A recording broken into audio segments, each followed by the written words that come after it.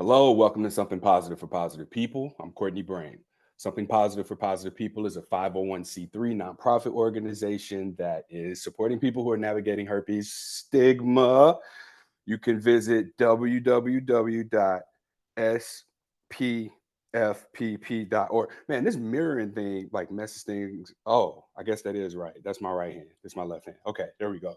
For anybody watching on video, you'll see what I just did and get a good laugh out of it. But yeah, we support people navigating herpes stigma.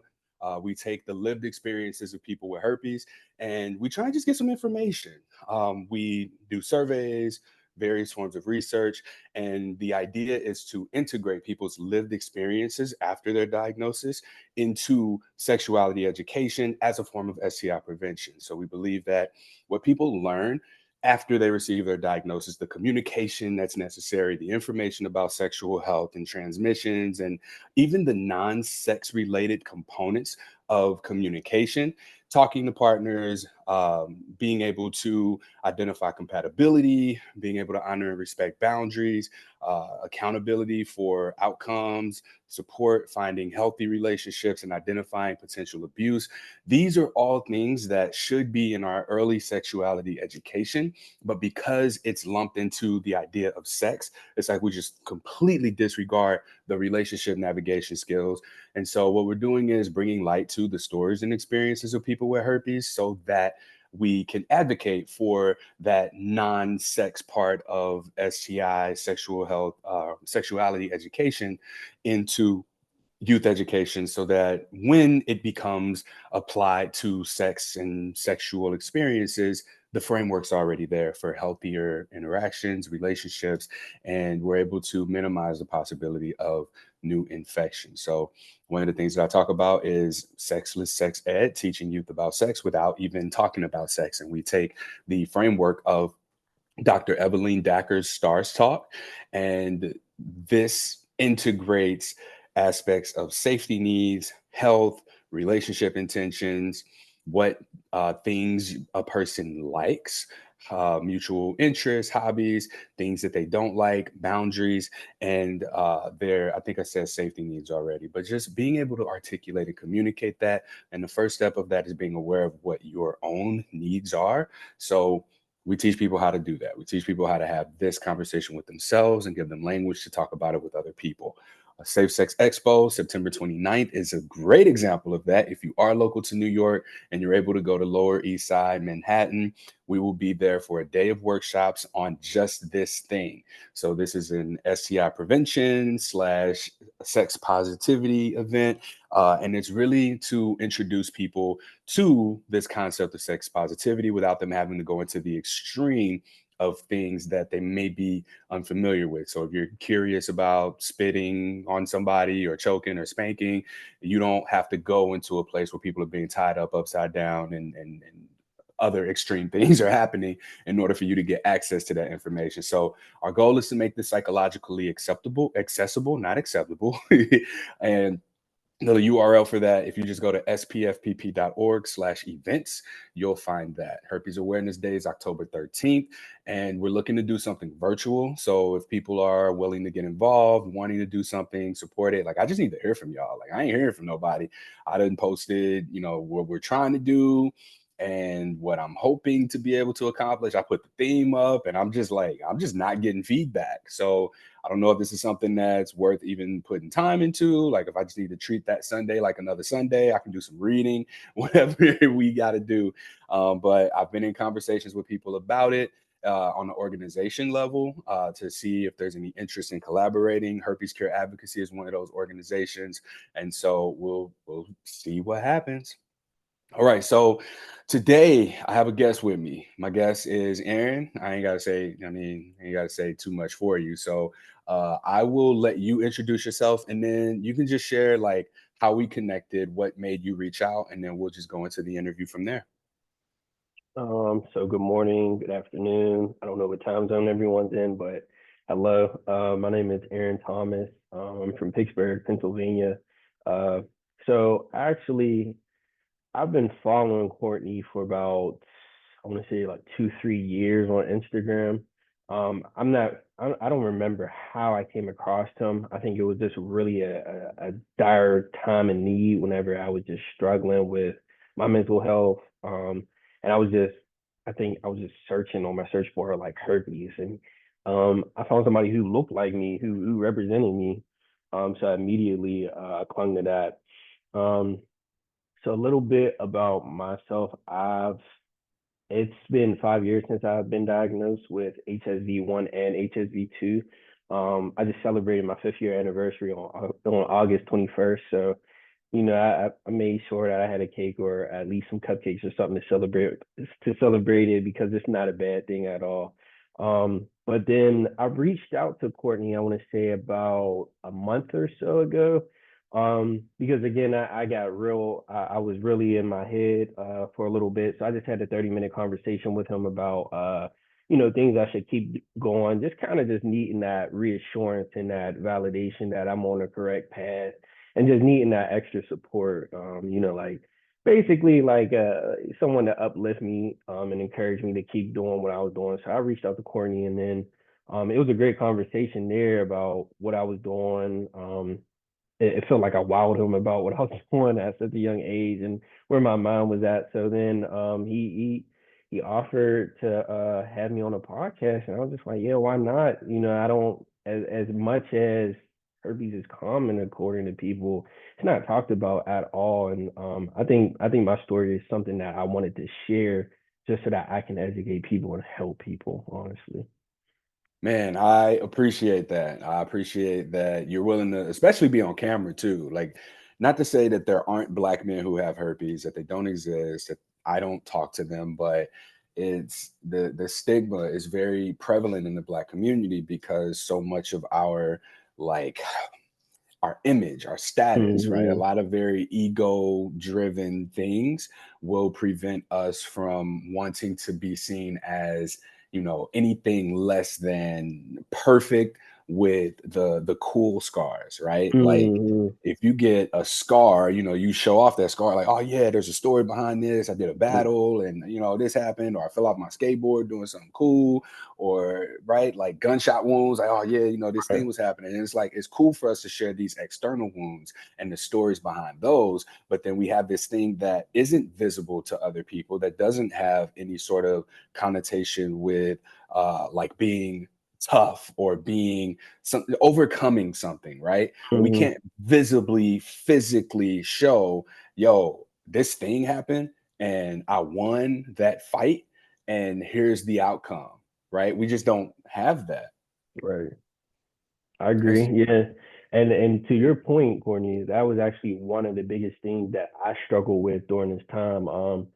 I know whenever I was first diagnosed, I knew like my immediate thought response was, what does it mean to be a man now? Specifically, what does it mean to be a black man now in this society? I was like, like my frame, I've always been the smallest, the thinnest guy. Um, I articulate my words.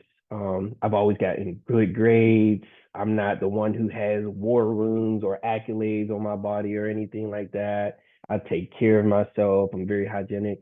So like I've always went against what society stated about us, but this was just like an extra piece of it.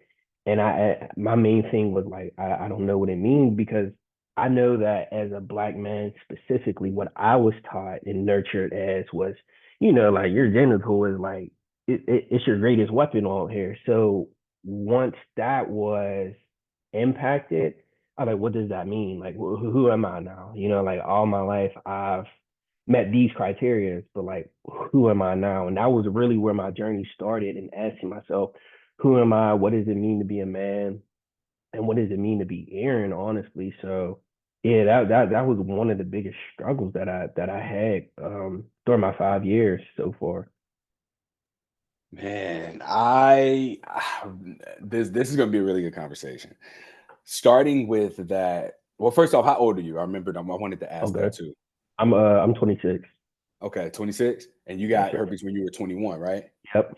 All right. And damn, dude, like it's like 50, 40-year-old men that are deathly afraid of even just like following me on social media because of that association, right? Like I Right. get messages like, "Oh yeah, you posted this thing," and then they'll like have something to say, but then like won't Mm, contribute to the conversation. You know what I mean?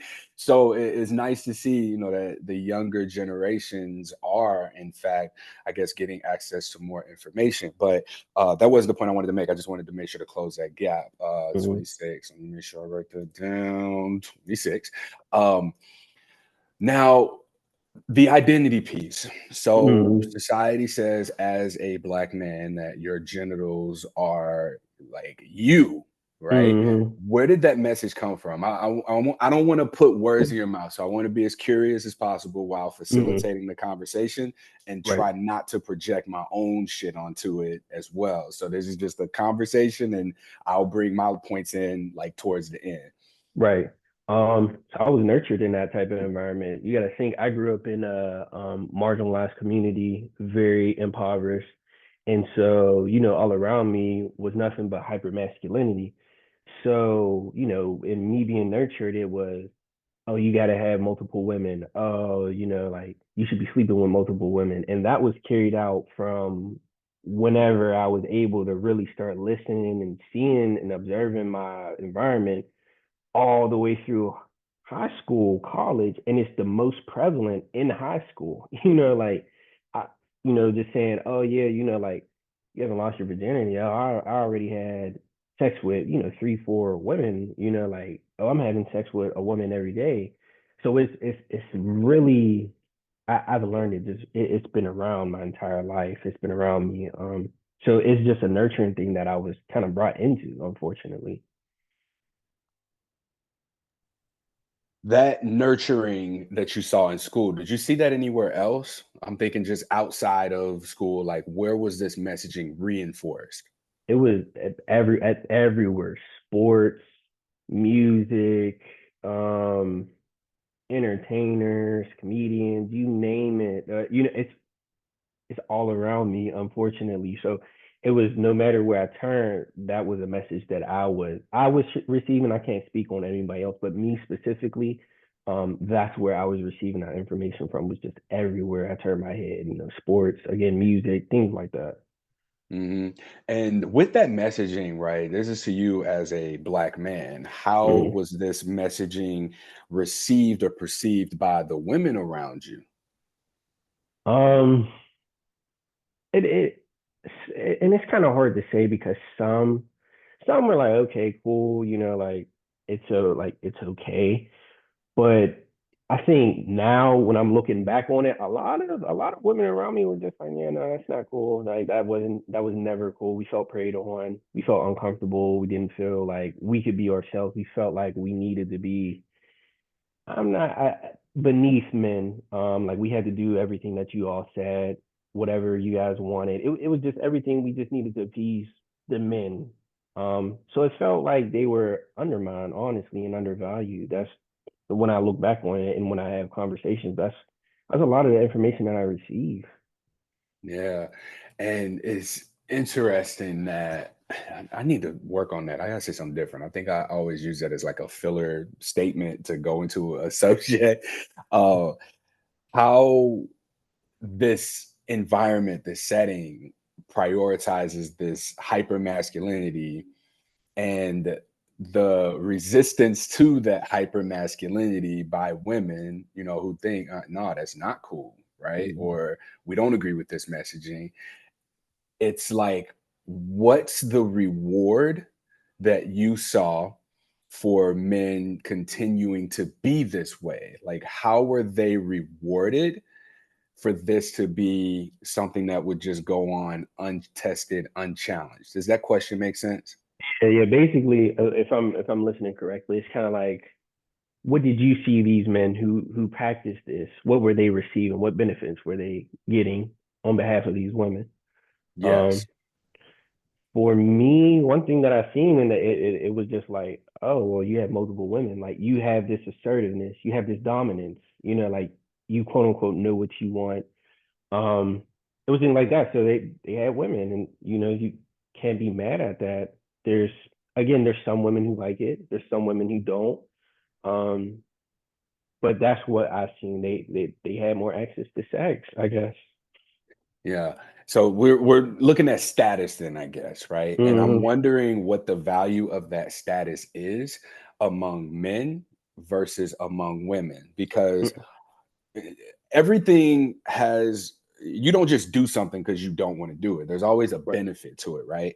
So the Hmm. men are engaging in the hyper masculine behavior, the having sex with multiple women because it's getting them blank, whether that Hmm. be status and respect from their peers, whether that be more women, right? So I think there's an unspoken secondary impact that is hyper masculinity. Like we can't just say a thing is bad and not look at what the benefits are, the good that's Right. in it, or the solutions in it. So it's almost like this represents some form of perhaps status to the women.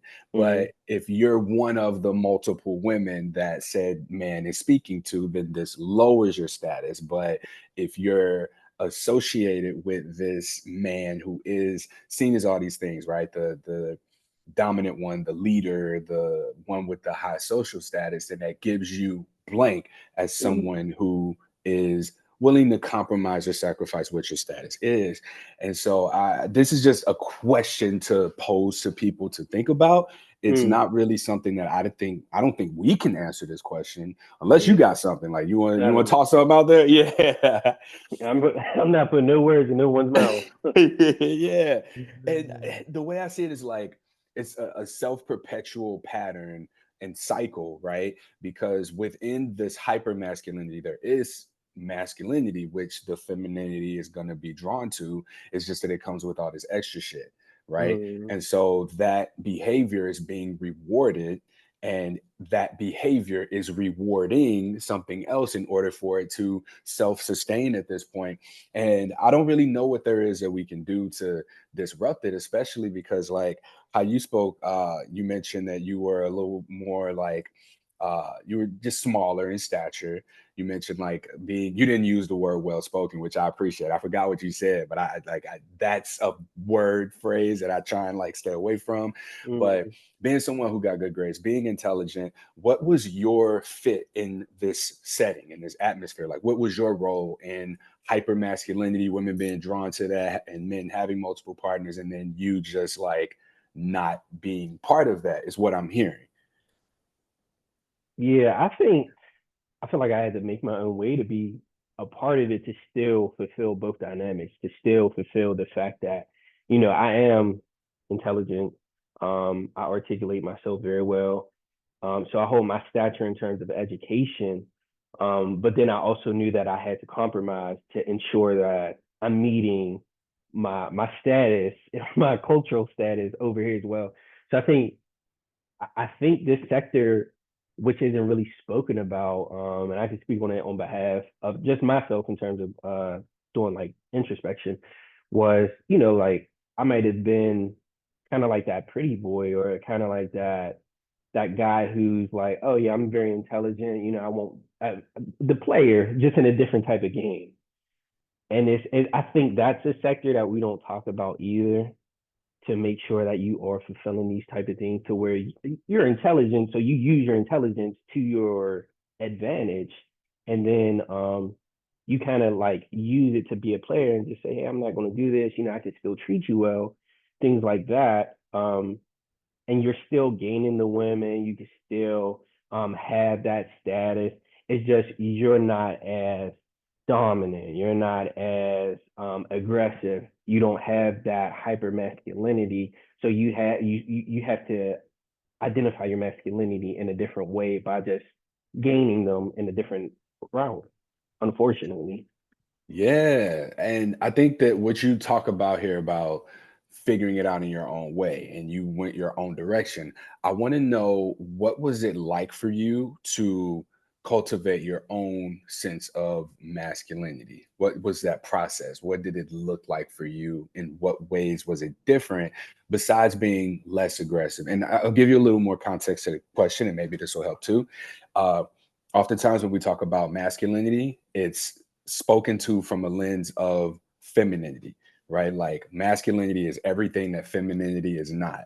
If Mm, masculinity is up, or if femininity is left, masculinity is right. If femininity is down, masculinity is up, right? If masculinity is, or femininity is back, masculinity is front. And that's kind of how we talk about it, but it's not spoken to from a lens of vulnerability and mm, lived experience and authenticity. And so I'm very much like excited really to hear what your experience has been in cultivating your own sense of masculinity based on your lived experiences. I'm talking to a 26-year-old about this, y'all. That's crazy. um, so I think for me, I, I balanced the two. In short, I balanced the two. I know that naturally I know like, because I'm competitive because of sports. So I know that aggressiveness, that leadership, that dominance, I know it's going to naturally kick in anything that I do because I know I'm super competitive. I don't want to lose whatever I want. I'm going to make sure that I try to go get it. So I knew naturally that comes, but I knew that femininity was, it was unknown to me. So for me, it was more so just trying to listen to what femininity is or what it looked like. And it was that vulnerability, it was that transparency, it was that honesty. So I think for me, it was cultivating both of those, blending them. But I think the key piece was tapping more into my feminine side to actually actively listen and to articulate and speak what it is that I wanted to say. And I think that was where my success was that transparency piece. All right, I gotta plug it. I'm gonna try not to. So I started another nonprofit just because I love giving away free shit so much, and it is called Okay. Self. Self is emotional wellness for men. There's a podcast where I process therapy sessions, and I like you hear me sort of practice doing the work. Mm, Because we hear that we don't really know what it is, and I think that much of this was in fact listening, not just like listening in the sense of sitting down across from somebody, nodding your head, going, but listening to myself and saying things and speaking to experiences that maybe I didn't have to talk to other people about, mm, but rather than ignoring my own intuition, like that's what it did. It allowed for me to tap into my own intuition. Hearing yourself say a thing out loud and then like starting to challenge it, that's something that men typically don't do. Is we make a decision and we go with that decision. It may be informed by some facts and data, but there's Dox Diggler, the Brick City Buddha. He said this. He said that, femininity, like masculinity, we use logic, and femininity, emotions, they're not based on empirical data. He used this example on our men's emotional wellness symposium that a woman might just wake up one day and go, I need to check this dude's phone, and then sure enough find something, and there is nothing. He could have been the best boyfriend in the world, but there was nothing that made her do it besides that feminine energy that she's connected with, right? So imagine a world where the men who take the route that you did, the assertiveness, the competitiveness, right? And we're also willing to listen. And we're also willing to have more empathy, compassion, and integrate this femininity into themselves and create like a natural balance, right? I think that the hyper masculinity probably, I think that we do things in extreme. The more you can mm, love, the more capacity you have to hate. And this is something I learned in watching anime. The more capacity you have to love, like when it's converted, that mm, same loving capacity turns into hatred. And so we have this extent of hyper masculinity where it's just like more, more, more, too much, excessiveness. What does balancing that out look like from a lens of femininity? And that's one of the things that we're sort of uncovering in Self with our men's emotional wellness symposiums, is trying to integrate the understanding, the language of intuitiveness, of emotions, of femininity, of vulnerability, to bring them in. And I think a lot of men are just resistant to this idea of femininity because they think it makes them more like women. And mm, that's not at all what this is. If you're secure and comfortable in yourself, that one doesn't matter, but two, what you begin to see is that it makes you more complete in your identity as a person, and Mm, if you choose to, express as a man and what that means, then yeah, you can do that, but you can do so comfortably without fear of your identity being challenged. And even if right, it is, right, as a man, like, all right, well, prove it. Are you a man among men? And you don't prove it like with your fist, you just be as you are. Nobody can take that away from you. Nobody can challenge your sense of self and identity. right. I just need to say all that. It wasn't And supposed to be that long. get it out, get it out. Yeah, so this idea of going your own way and uncovering like the wisdom of femininity and integrating it into your masculinity, is that you said that you did so through just listening. Who were you listening to learn? Um, a lot of my women friends, well, female friends, um, just listening and then doing a lot of observations. Um, like I have a background in social work. So I have a BSW, and so I think a lot of that really challenged me because in those classes we have to listen to one another. I have to listen because when I'm out in the field, I have to listen to my clients. I have to actively listen so that I can guide them. So I think that was another piece that helped me too, was just knowing that the field that I'm in, I have to actively listen because if I don't know, I could take them down the wrong step and now it could be a rabbit hole. And that's not what I was trying to do. So I think I learned it from friends, family members, but I think I learned the most from the people that I served when I was, working in the field. Mm. And the people that you were listening to, was this really just like, was it, you said observing as well, but it was probably more than just hearing the words that they're saying, right? What are some of Mm-hmm. the other components of listening? Damn, I'm leading these questions. What, what does listening look like beyond just the words that people are saying? It's, I know the main thing for me is body language. You learn a lot about somebody's body language in terms of if they're uncomfortable, if they're hot, if they're cold, um, if they feel confident, things like that. So I'm looking at eyes, I'm looking at mannerisms, I'm looking at are you slouching, are you sitting up straight? I'm looking at are you fidgety in your hands, are you tapping anything? So I'm looking at all these nonverbal cues that are still, communicating to me without you having to move your lips or even actually say anything. And was this just all women that you were working with to observe? No, I was working with men, I was working with women. But I used to be a caseworker, and in our child welfare system, primarily who do you work with? You work with the Yeah. mother because you look at the mother as head of the household who's going to nurture specifically. Um, but I had to interact with the men as well because they're looked at as the provider as well, to some extent. So I worked with both. So it was a good mix, but primarily women, the mothers, is who I worked with. All right. Okay. So tying this back to what you mentioned earlier about your background, you said that you sort of came up in more of like a impoverished community, Mm, right? And I'm curious to know how this shaped, or if there was actually any connection here to your relationship to sex. So you mentioned being diagnosed with herpes 5 years ago at age mm, 21. That's mm, fairly new into adulthood. So right. if you're ready, we can go ahead and go into that experience now. Yeah. So specifically, my nurturing into my diagnosis, or Well, yeah, I guess I'll like tie it together. And I got to stop okay, doing that shit. I'm leading questions. So, my question is, what happened around the time of your diagnosis? What was going okay, on when you were diagnosed? And then I'll do the rest of that. My okay.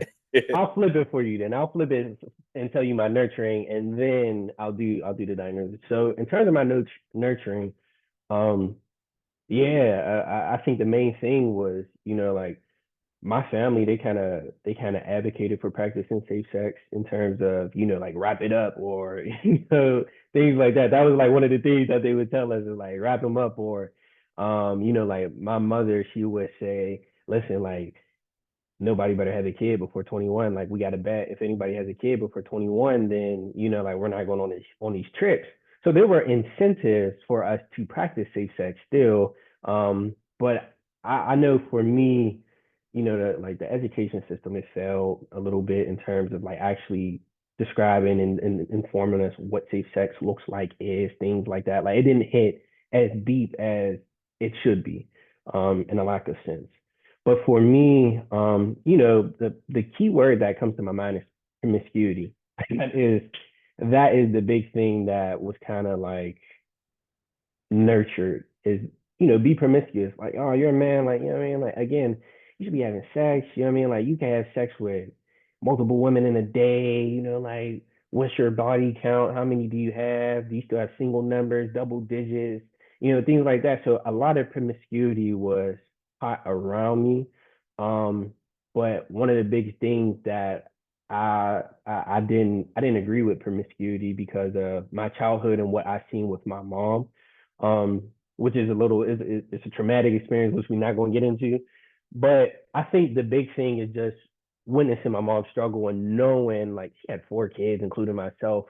So it's one of those things where you can see women having multiple kids, like, are they promiscuous? Like what happens if they do have these children and what happens, so things like that. So I kind of steered away from that because I knew that I looked at it on a deeper level than what it just was. I looked at it as it's not just sex, it can lead to this, and I don't want this to happen. So, maybe we shouldn't do this. That makes me think about something, the way that you just worded that, right? Like, Mhm. my mom has 3 kids with 3 different fathers, and promiscuity is encouraged by the men. And my dad has, my mom and then my stepmom who he's with. And I have friends who have multiple baby mamas. And it's very interesting that this is the outcome, right, Mhm. of men's behavior and women's behavior. Yeah, but at the same time, there seems to be little to no accountability or connection with like any sense of shame on men Mhm. for being the initiators of like getting women pregnant. It's like women just get pregnant, like it's your fault, you had sex. I recorded a podcast that's going to be up right before this one with a woman who she was sexually assaulted at age 14. Mhm. And the reason that she didn't want to go on and tell anyone about this was because of, in those times, even now, if it happened, it was somehow her fault. Right. And we live in a world where the accountability and the responsibility is completely dismissed from the man, the father, who's supposed to be the leader, the initiator, Mhm. right? And Right. I'm hearing very few men in the space of men's self-help talk about this, and they're like, yo, Mhm. you are the person, she can't have sex She, without you. Like right. she cannot get pregnant without you doing and initiating, right, what it takes to get somebody pregnant. And Right. so, like, as I sit here and I hear you talk about like your mom, I'm thinking about, damn, my mama falls into that category. And like, I'm sitting here Mhm. and people talk that shit, right? Like, we ain't raised by single parents. Like, we don't look at our fathers and have conversations with the men about Mhm. what might have happened, right? And yeah, okay, the woman cheated, lied, whatever. Okay, Yeah. these are situations that, shit happens, right? Right. But it seems like men are just completely left out of the conversation when it comes to contributions to the end outcomes of quote promiscuity. And we doing the same thing. It's just some of us getting these women pregnant, some of us ain't getting Hey. these women pregnant. Yeah. But yeah, and to cap that off too, um, someone told me something. It was honest, but like it was funny how the way he said it. He was like, like if you really sit down and think about it, like, women they get pregnant and they out the game for 9 months. And I'm like, but me, and it was like I'm a player, you know what I mean? Like I'm not out. I can go to the next player and I can boom, I can take them all out the game. It was like so it's my fault at the end of the day. It was like they not about to be having sex and they 9 months pregnant. You know what I mean? Like they're not they can't get pregnant more. It was like I can only do the impregnating. So I was just like, oh, like that's honest, but like it was real. It was honest. Um, Yeah. This conversation is like a much bigger conversation. Yeah. Where if you were about to say something, please do. Like this your podcast episode. I can do No, my own and talk about this shit later.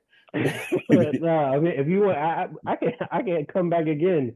We can have this Man, all conversation. right, cool. So that logic, man, like, okay, what it makes me think about is like you said that you saw some of the struggles with your mom, and I imagine that they're Right. very similar to some of the ones that I've seen with my mom, and like the intentionality behind the promiscuity, right? The way that Mm, white people talk about being promiscuous is significantly different than the way black people talk about it. I see podcast clips online where he's like, these are not the most intelligent women that they bring on these shows. They're mm, physically attractive and they bring them on there and they ask them like questions to just basically make them look stupid. And they're like, mm, these are the women that are out here having sex, getting pregnant, becoming single moms. No, these are actually white women who have more access to resources such as birth control and abortion, whereas you're generalizing these women's experiences with my mama. My mama yeah. wanted birth control and she was denied birth control. And here we Mm, are. I'm here. Right. yeah. Yeah. So, with that being said, like my mom, whether promiscuous or not, right? Like, I. I know the backstory of what went on before, when she got pregnant with me. And knowing that backstory is really disrespectful, to enable or allow like Mm, the way that people talk about this shit. And it's like, all right, even being in the world of sex positivity, I hear a lot of women say shit like, I should be able to get an abortion whenever I want to, even if it is as, you know as like plan B or as birth control. And it's like, when you mm, say that, we kind of trigger this reaction from the people who may be well intended in not wanting that to be, the case. And it may look like an extreme response. That's a very extreme reaction. I should right. be able to get an abortion whenever I want to, implying promiscuity. And now they see the issue as promiscuity. And now we get more women's oppression and harsh like situations that happen with rights. But the thing is, people are unwilling to have this kind of a conversation. Like, why Yeah. can't there be more of a middle ground here? Mm, And this really does dive into a much deeper conversation. I don't even want to say it needs to be a conversation because it's almost like a no brainer to me that yeah. most people are reasonable on things like abortion access, contraceptives, sex education, but because this side's screaming one thing and this side's screaming another thing in response to that, all logic and reason and compassion in the middle just really gets shuffled and lost from that, man. And Mm, is ridiculous.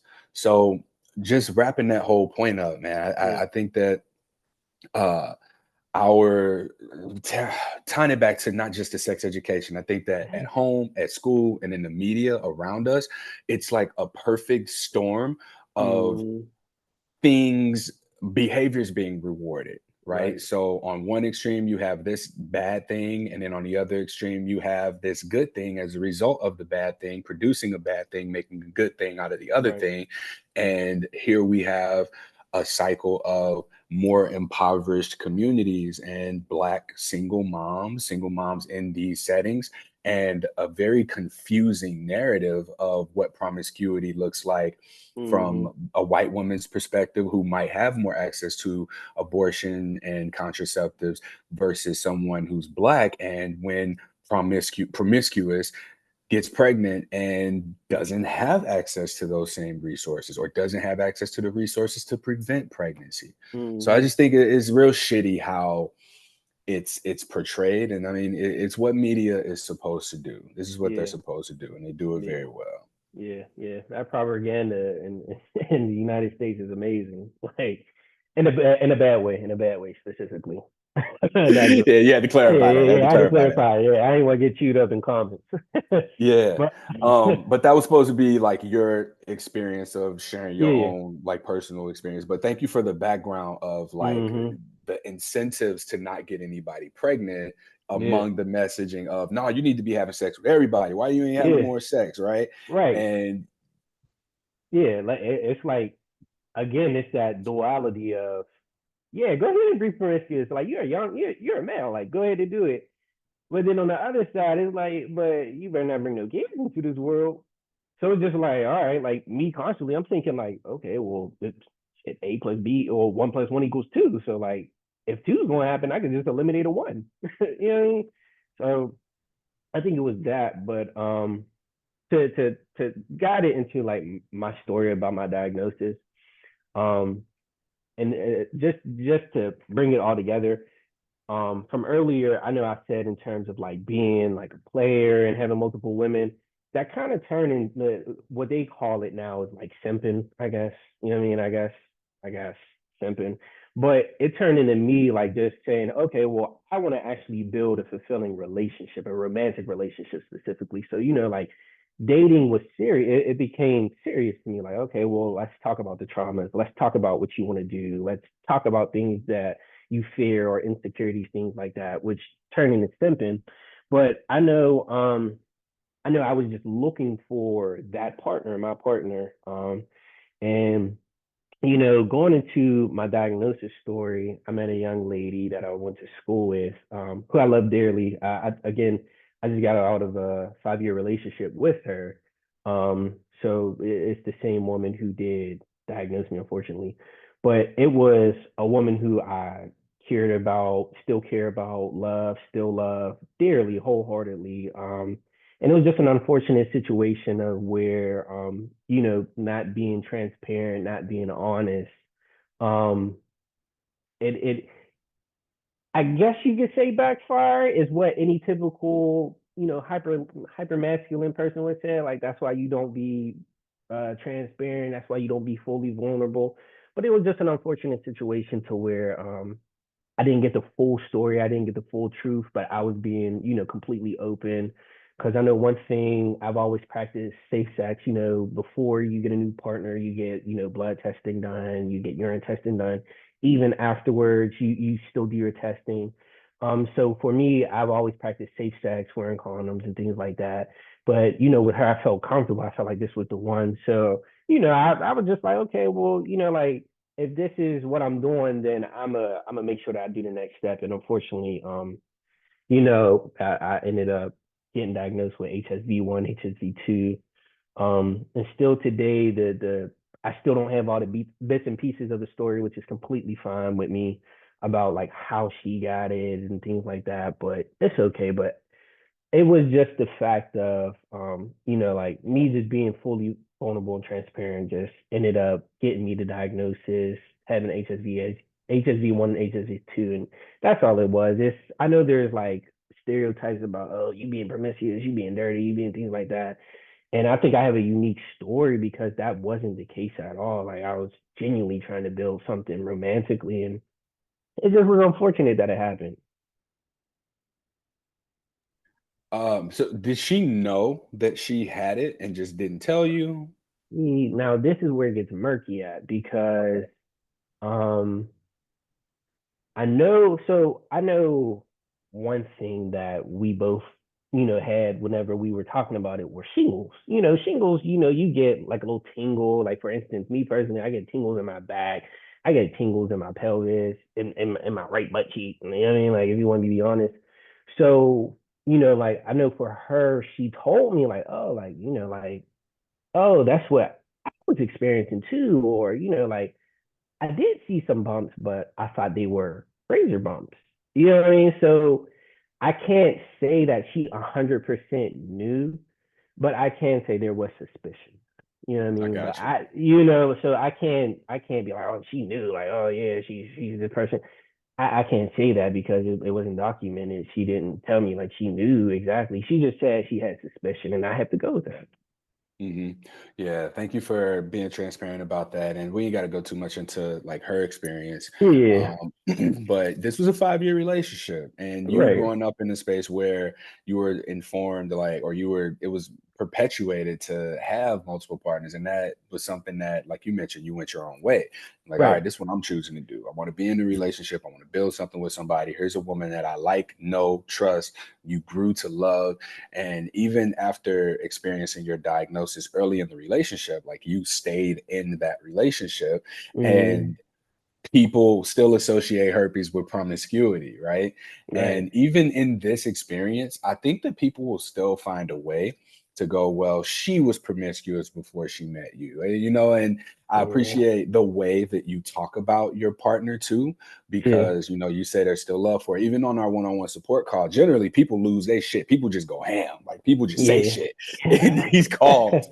And I No. didn't I didn't get that from you, right? Like Uh, you genuinely still care for, love, respect this woman despite that, which speaks volumes to your character now as someone who, when you go on to disclose your status, right, you got yeah. to deal with confronting a person's internalized stigma about like their Mm, perception of you based on what they think they know about herpes and what a person with herpes looks like. Can you right. talk a little bit about uh, oh God, this was a shitty transition. No, My it was first fine. It was fine. question, my first question is how was the relationship after your diagnosis? And then I want to get into what dating was like for you after that relationship ended. Okay. So the second question is gonna be really short because like we just ended things, so the dating is far to little, it's little to none for me. So I think for me, how the relationship went afterwards was, um, in a general sense, I wanted to speak about it, but in knowing her experience, it's hard. You know what I mean? Like it's hard for her to come to terms about what happened. Like I would feel some way if someone who I love, I learned from someone that I love that I had this and I got it from somebody else. You know what I mean? I didn't know. So it's a dual it's a dual wielded sword. Like you get cut from both sides, unfortunately. And I think it was just tough for her to talk about it and just, like hear my emotions, hear my thoughts, hear my feelings about it. And I think that was just what happened. I feel like that really bridged the gap between us and honestly talking about it in full. And what I mean in full is, you know, hearing about, the things that I went through, emotionally, mentally, spiritually, hearing the things that she went through, from, the person that she received it from to, you know, giving it to me. I think it was just a lot, but I felt like it really, instead of bringing us together, it just, it brought us apart. And that's not something that I really envisioned because I know, like, in terms of any traumatic experience, when you go through it with someone, you would want to confide in that somebody. And in my thought and belief, you would want to confide in somebody because it's like, oh, like, I don't know about you, but like when you do something crazy as a kid, you like, like mom don't know about this. It's just me and you. Like, you know what I mean? Like, don't tell mom. Like, if you tell mom, I know you told. You know what I mean? So like, I thought for me, it would just be like, oh, like this is an interesting dynamic of our relationship that we don't have to tell nobody about. You know what I mean? Like, it's just us. But I do think it really just that was like the real bridge gap that happened between us to where we couldn't connect emotionally, mentally, and spiritually again because that trust, that respect, valuing each other, things like that. But we tried though, you know what I mean? Like we tried hard, so I can't be upset about it. Like we tried. Yeah. Um, And go the ahead.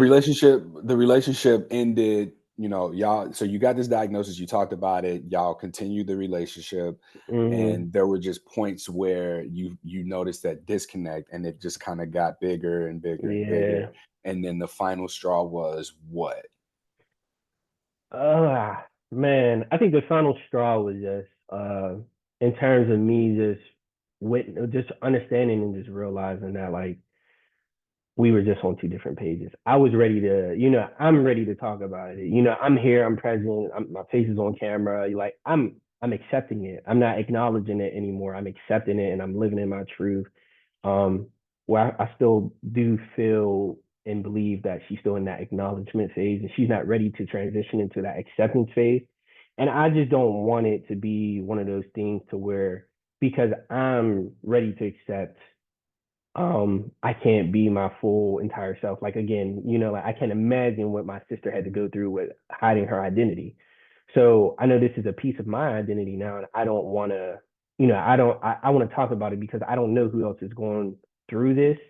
I don't know what people are struggling with. I know I struggled with a lot. Like specifically, like I wanted to commit suicide whenever I had my diagnosis. It's like, oh, I can end this. Like all this, this don't fit with my culture. Like I could check out today and it can be all done. But I just didn't want to do it because that was selfish of me. So now I want to make sure that if there is somebody out there, they can talk to somebody who may be going through something that they're going through, because a lot of people they feel like they may have to struggle on their own. Thank you for also bringing up that point of struggling with, thinking about ending your life. That's the whole reason that this podcast started and exists. Mm, Consistently, we see 36% of people express suicide ideation after their herpes diagnosis. And I'll never forget, there's an email I got from a guy, it's a black man. I think I still have it. And I reached back out to him. He just hadn't replied, but he's 40 something. He got this diagnosis. He said the only reason that he's still alive is because he doesn't want to do that to his kids. mhm, Otherwise, like, this diagnosis would have made him go through with it, right? He said he mhm, thinks about it every day. And it's hard because black people don't do that shit, right? Like, growing up, depression wasn't a thing, ADHD wasn't a thing, mental health, suicide. You go outside. You think about suicide, go outside. If you're mhm, depressed, go outside. And that was just like the solution to everything. And it was in 2017 when heard this black woman. She was like, can I tell you something? I think about killing myself all the time. And I was like, hold up, like, you in a relationship. And that's mhm, really the thing that's like an issue, is that people think that they aren't going to be able to be in a relationship. So we're like, what is it? And you mentioned here identity. And I've come to realize that there's a significant amount of identity invalidation that's associated with suicide ideation. It's who I am is not reflected in the world around me. Who mhm. I am is not seen as I am. I'm not seen as I want to be seen. I'm not experiencing things in life the way that I want to be experiencing them, that aligns with who I really am. And so one of the things that I try and do is really help people find consistency between their beliefs and their behaviors. And that's what this podcast does, is just that, right? So we're able to hear people who go, man, I got this diagnosis and it made me forget who I am. Like, I didn't know who I was. And then as I looked at this, I began to learn who I am. And Mhm, so this is a direct combatant of suicide and suicide ideation, to discover your identity and also to have that validated. And it sounds like that process for you was ending the relationship that you were in, because that relationship was shielding you, or not shielding, that's not the word I meant to use, but it's shrinking you and mhm. making you more small and not being able to be who you are. And it sounds like you had like some motivation from somebody around you too, who lives in a way that is expressive to their identity. Do you want to speak about that, or after you close out the battle with Yeah, suicide, or it feels like that was complete? yeah. I'll close out the two questions that you had. So yeah, I think in terms of, I realized that, again, if I would have committed suicide, I would have been selfish to my family, my friends, my loved ones. So I only figured, okay, well, the only way is up. I'm all the way down. If I'm thinking about this, I must be depressed. I must be going through something bad. The only way is up. And so, I began to actually think about what I wanted in life, who I was, what I wanted to become, and what made Aaron Aaron, like what do I enjoy? And so I really took those risks in terms of going ahead and going outside to go figure out these, go play sports, go weight lift, find these different hobbies that I really do enjoy, and just getting back and pouring into myself. Um, so yeah, and I think the motivation was, like my loved ones, I've witnessed. I had a cousin who, he's been in multiple relationships and he just got married, but he's like, listen, like what's meant to be will be.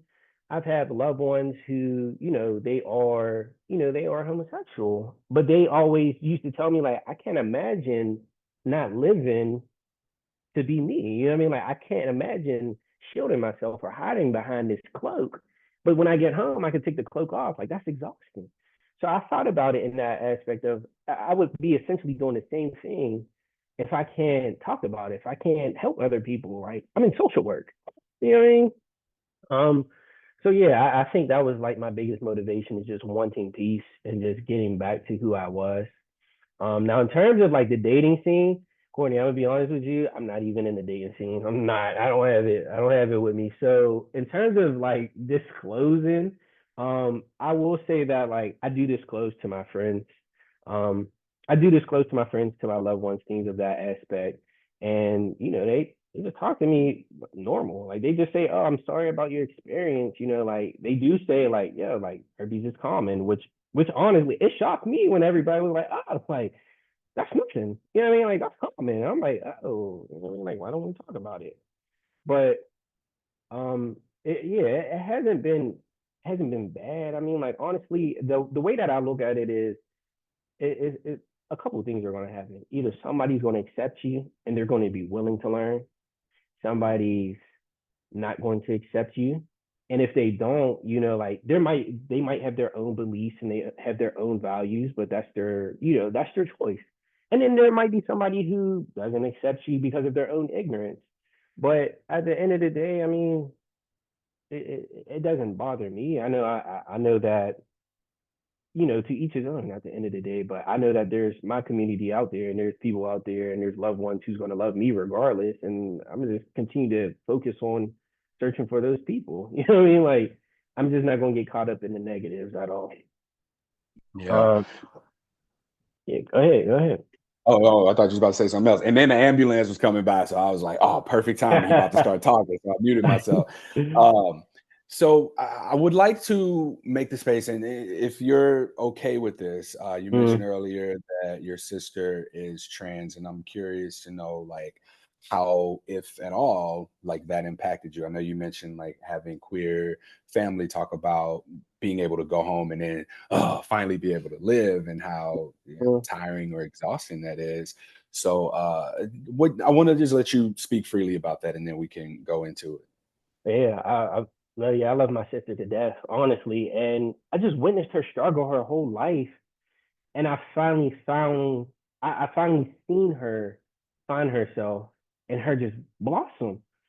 And I think that was the biggest thing for me because, like it's you never want to see a loved one shield themselves, diminish themselves or anything like that. So to see her like mentally struggle, emotionally struggle, like isolate herself, try to figure herself out, it always made me intrigued about what are you really going through. Like I wish you felt comfortable to talk to me about it. You know what I mean? And so to see her now today is more so like I'm the happiest little brother on earth because I've witnessed her struggle and I'm finally glad that she's comfortable enough to say, hey, listen, like I don't care what anybody else says. This is my life and I'm gonna live it accordingly. And so I think that was really empowering to like witness her do that transition while I'm going through my own transition. And so it was just like, yo, like you did it. Like I know I can do it then.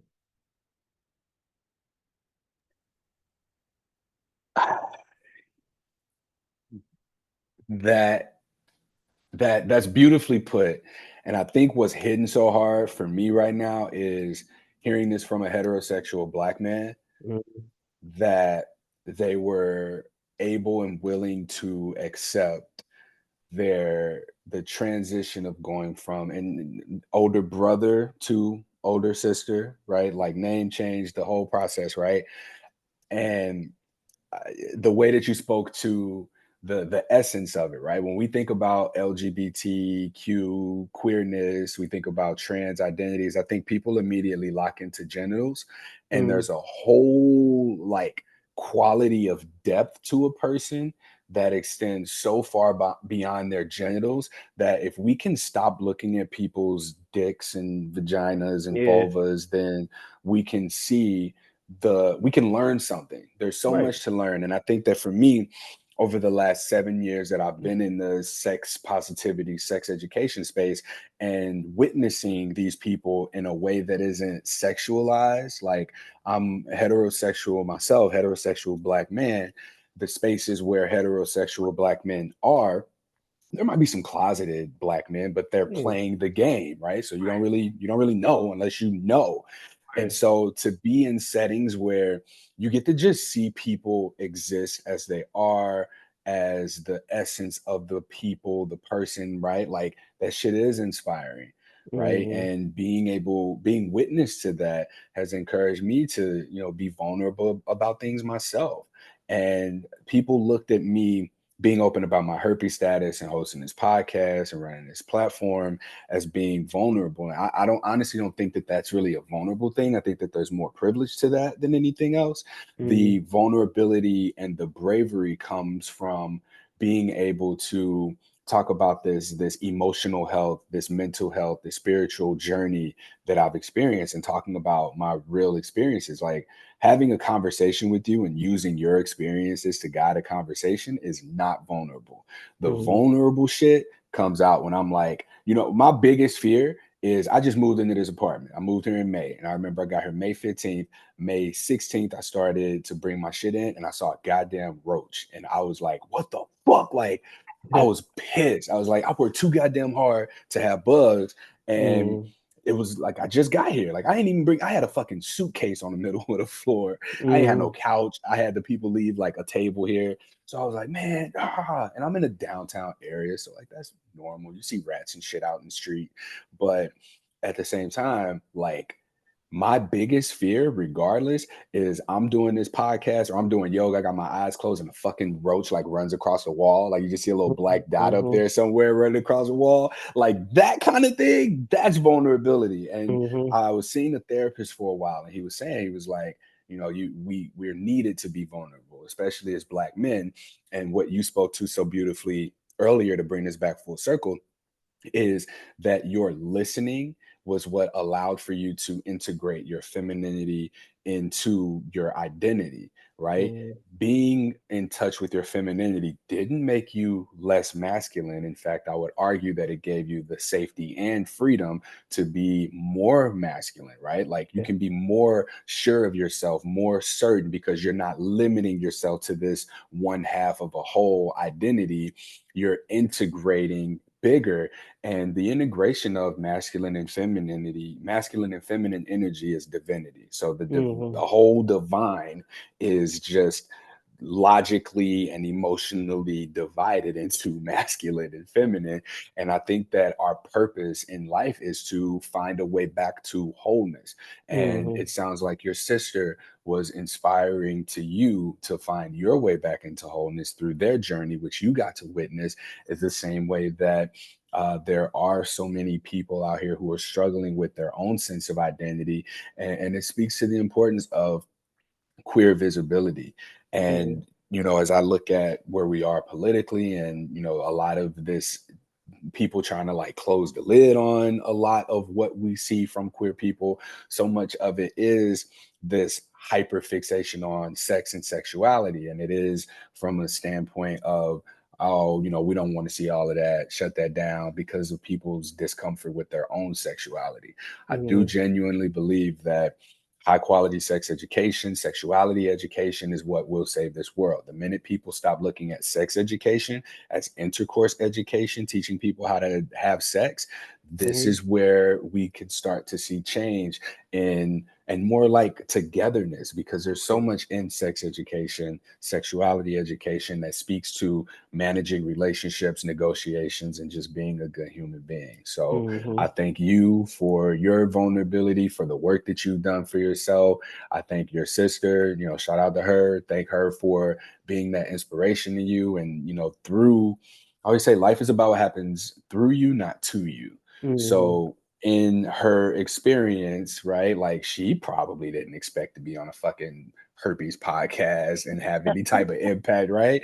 But her connection to you led you here, which leads you to connecting with someone at an energetic level. You're gonna help somebody. Mhm. You don't even know. You don't know who it's gonna be. You don't know when it's Right. gonna happen, but it's happening. Like it's something that will happen. Like I can assure you of that.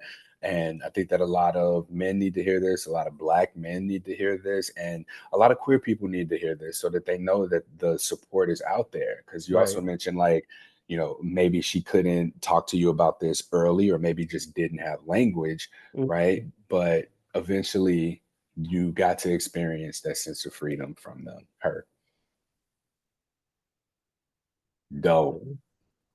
Well, I didn't expect us to be talking this long. Like I was thinking 45 minutes to an hour. I'm glad you were able to make the time for it today, man. I appreciate you. I appreciate this conversation. And yeah, we might end up actually having another conversation. If you're open to that, like we'll be in touch. But yeah, this podcast will be out next week. So right now it's September 2nd, and yeah, this could be out on the next Thursday. But Okay. do you have anything that you want to leave people with? Anything that you got for me?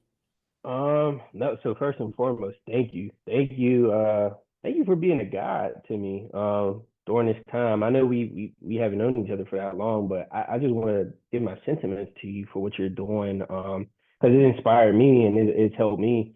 So as you mentioned, like I just want to return a favor to whomever's out there, whoever that will be watching or listening to this. Most importantly, thank you to all who tuned in to this podcast because most importantly, like we're community at the end of the day. You know what I mean? So no one's better than the other. We're all here to, commit to helping unity, bringing unity to one another, and just uplifting one another. So thank you all for even giving Courtney a platform and giving me a platform to even speak my story. Um, so no, yeah, I think the only thing that I would leave to them is whoever that's struggling. As Courtney mentioned, don't think about it as a thing, as something that you are the only one going to, or it's only happened to you. It's happened to a lot of us. Um, and so you utilize us. We are a resource. It will get better, but it only gets better if you want to get better at the end of the day. So it starts with you, and just know that we're here for you at the end of the day. We're a community. So that's all that I have to say. Amen. So I bring Yeah. you something positive for Black men with herpes. That's what I'm gonna call this episode. All right. So yeah, that concludes this episode. Please like, rate, review, share, subscribe to this podcast where we are minimizing stigma. If you haven't already, please consider joining the Something Positive for Positive People membership. I am working my ass off to get monthly workshops together, to be able to pay people to come in and talk to us about things that can help us, like rejection management, um, boundary setting, things to really help us with dating, disclosure, and the struggles that people navigating herpes stigma face. I would like to have a therapist that can do like a monthly support group thing, but I'm not getting much consistent involvement, and maybe the podcast is really all y'all need, and that's cool. And I can just stop putting energy in trying to create more resources and just like remain consistent with this one. But I kind of need the feedback. Like I know y'all listening to the podcast. Like I see the downloads, I see people coming to the website. Like it's 3,000 people a month are coming to Something Positive for Positive People's website. I hope y'all getting what y'all need, which I mean, I guess no news is good news. So if I ain't hearing from people, I just need to keep doing what I'm doing. Mhm. If you're watching this podcast and you see the STI grandma hat I'm wearing, the STI GMA, that was a GMA joke for anybody who wasn't listening. But you know how you spell stigma, STI, GMA, grandma. But anyway, uh, I have these hats and shirts. I'm playing around with the logos before I start to quote sell them. Really, what I want to do is just give them away with donations of a certain amount. So technically selling them, but technically not, if you get what I'm saying. Mhm. So I'm gonna try and get these together. And once the logo is to my liking, I will be able to start doing that. So if y'all seeing this, y'all like, Courtney, where can I get that shirt from? Where can I get that hat at? Just stay tuned. Keep in touch. The newsletter for Something Positive, I put out one a month. It has a lot of information in it, but I don't like getting emails like 2-3 times a week. So you get one email unless you signed up for an event, and I'll provide you with updates. But otherwise, y'all, like, just check in, keep up with us. Remember September 29th for those who are in New York City, the Safe Sex Expo. Tell somebody about it. We got a day full of workshops for education, communication, teaching people how to talk to their partners about sex as a more fun and engaging form of STI prevention, y'all. Till next time, stay pleasure positive.